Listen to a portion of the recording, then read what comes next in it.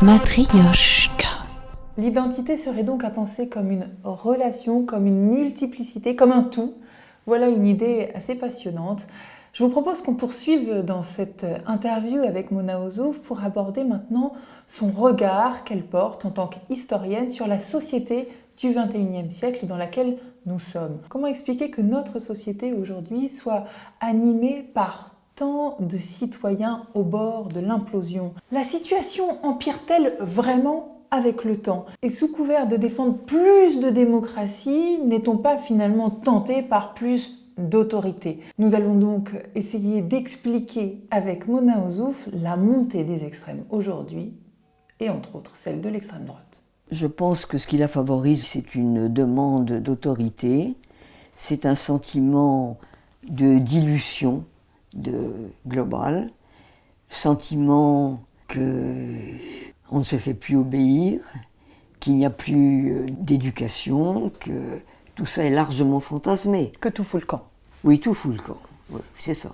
Et donc, on est amené à se dire que, voilà, un coup de semonce ne serait pas inutile, surtout quand le coup de semonce est donné par quelqu'un qui est installé dans un irénisme souriant et qui n'affiche nullement une ambition révolutionnaire. Le Rassemblement national joue merveilleusement de cette immobilité tranquille, si on y croit. Et cette sensation de tout fout le camp, qu'est-ce qui crée ce fantasme? Quel inconfort fait qu'ils se retrouvent à être nombreux à penser de la sorte? Étant donné que beaucoup de groupes se sont émancipés, produit chez les autres une sorte d'inquiétude et d'angoisse. On peut le vérifier sur le rapport homme-femme. On sent très bien qu'il y a une sorte d'angoisse masculine à se voir dépossédée. Et donc, tout ça nourrit une sorte de tentation de marche arrière, de revenir là-dessus. Tout fout le camp et tout va vers quelque chose d'inconnu, et c'est vrai, d'infigurable. Je crois que le fait que l'avenir soit devenu le temps de nos vies le plus opaque compte énormément. J'aimerais qu'on parle en dehors de notre petit jardin et notre petite campagne ici, c'est notre petit ailleurs ici, de ce qui se passe en bas, dans les rues, ce qui se passe où les rues s'agitent, où le Parlement se bloque, où l'exécutif se braque. Oui, c'est pas mal dit.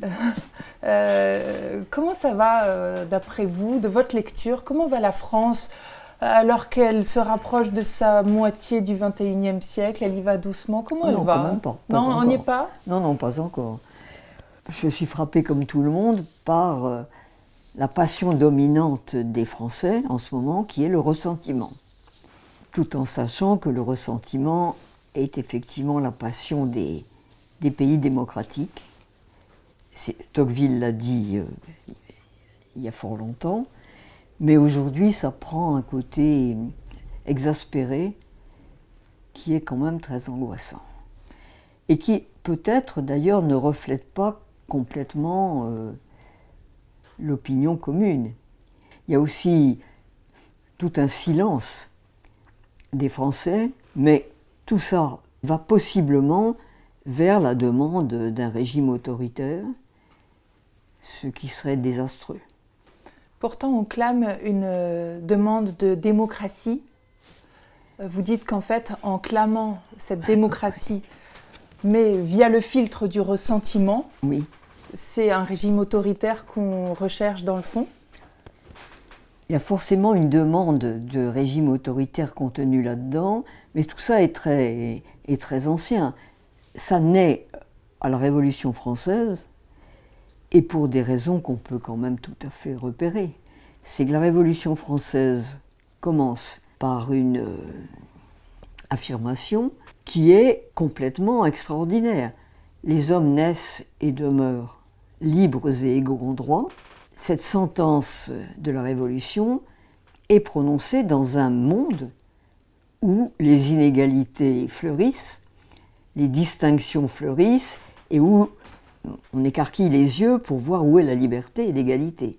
C'est d'ailleurs la force et la beauté de cette affirmation qui ne repose sur aucun fait, mais qui est, voilà. Un idéal. Un idéal, un horizon, bon. Et évidemment, une fois qu'on a dit ça, c'est-à-dire qu'on a fait reposer le contrat social sur l'idée de l'abstraction complète des droits, c'est-à-dire que nous ne devons pas nos droits à nos qualités particulières, mais nous devons nos droits au simple fait d'être des humains.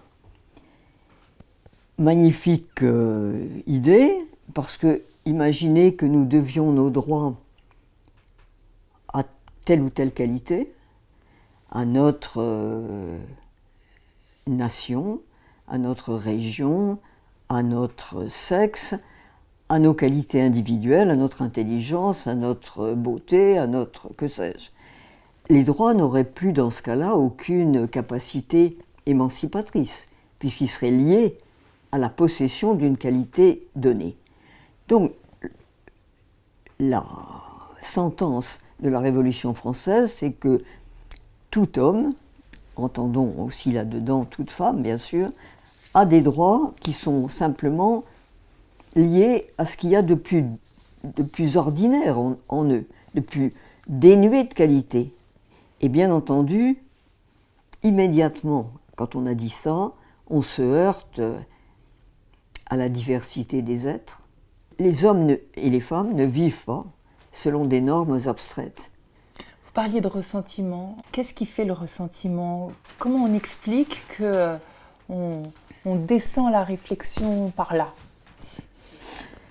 Oh, par les émotions, on l'a toujours fait. Il faut aussi évidemment tenir compte des émotions, de la frustration, de la colère, etc.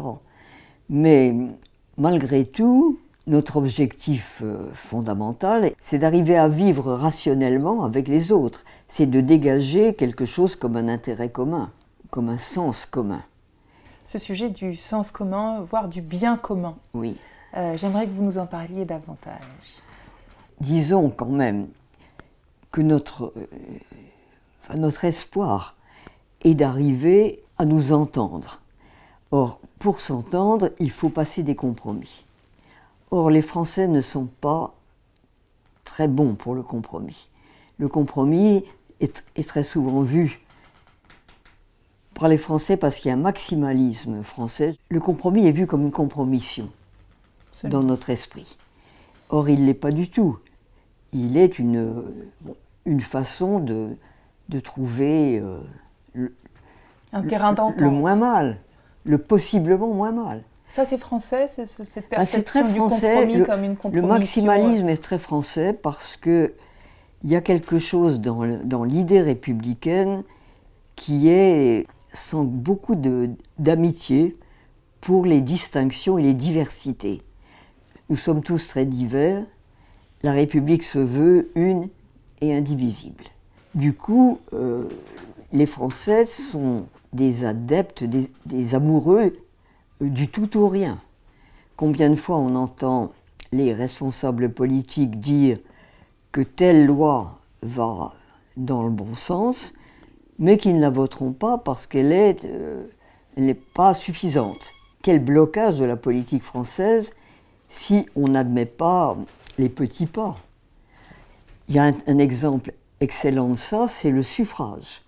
Comment expliquer que le pays qui a fait la Révolution, qui vit depuis des dizaines d'années en République, quand il s'agit d'accorder le suffrage féminin, ait mis tellement de mal à donner le droit de vote aux femmes, alors que dans quantité de pays, la Turquie a vu le droit de vote féminin avant la France. Et votre lecture de ça, c'est quoi, Mona Ozoum? C'est que les Français ont tendance à refuser les petites réformes parce qu'elles ne sont pas sublimes, elles ne sont pas totales.